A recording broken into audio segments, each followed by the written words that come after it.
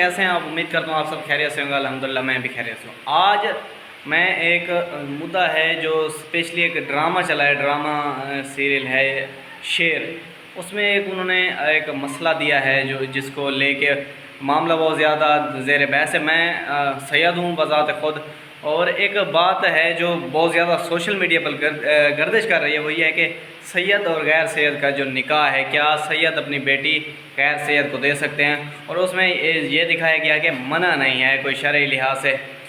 तो मैं एक छोटी सी दलील देना चाहूँगा, और अगर आपको समझ आए तो आप ख़ुद फ़ैसला कर लें कि ये हलाल है या हराम है। अल्लाह ने कुरान मजीद में, मेरे इल्म में जितना है मैं उस हिसाब से आपको, कुरान मजीद में अल्लाह पाक ने कई जगहों पे जो है सिर्फ इशारा दिया, जैसे कि 5 नमाज़ें पढ़ें, टाइम कौन सा है, वक्त। ये उल्मा और जो पैगंबर वगैरह हैं जो जिनको इस्लाम समझ में आता है, उन्होंने फिर अपने हिसाब से टाइम निकाला। इसी तरह हमारे पास एक इशारा मौजूद है कि अल्लाह ने कुरान मजीद में कहा है कि पैगंबर की जो बीवियां हैं वो उम्मतों की, जो उम्मती लोग हैं उनकी माएँ हैं।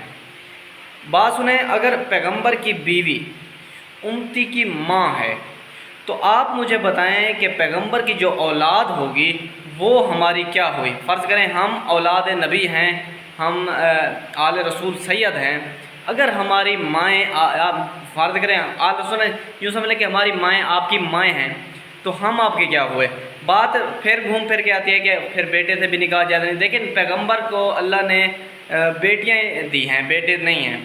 अब आले रसूल जो हैं इस हिसाब से कि अगर पैगंबर की बीवियां अगर उम्मतियों की माएँ हैं, तो आप बताएं कि माँओं की औलाद जो होती है, अब सब आले रसूल आ गया। उस वक्त जो आले रसूल है वो आप बहन भाइयों में आता है। और ये लें कि नबी को अल्लाह ने एक बेटी दी, और उन्होंने जो अल्लाह ने उनको अपनी बेटी दी वो उन्होंने मौला अली अलैहिस्सलाम को दी, जो उनके चचाज़ाद थे। और ये उस हिसाब से ये बाहर उम्मती पे ये चीज़ लागू होती है। अब समझिए ज़रा, उन्होंने अपने चचाज़ाद मौला अली अलैहिस्सलाम को दी, और वो उम्मती नहीं थे, वो उनके चचाज़ाद थे। उम्मती वो हैं जो रसूल पाक की औलाद से और ख़ानदान से नहीं हैं।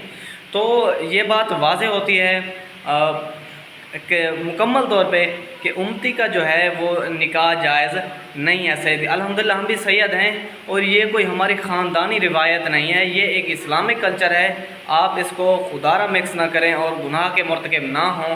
तो मेरी ये एक दलील उम्मीद करता हूँ आप लोगों को समझ आई होगी कि अगर बीवी माँ है तो औलाद बहन भाइयों के रुतबे में आती है, और अगर वो बहन भाई हैं, भांजियों से आपका निकाह जायज़ नहीं होता। तो अल्लाह फूफी भी कह सकता था, खाला भी कह सकता था। अल्लाह अगर कोई और रुतबा देता तो उनसे आपका जो है निकाह जायज़ होता है।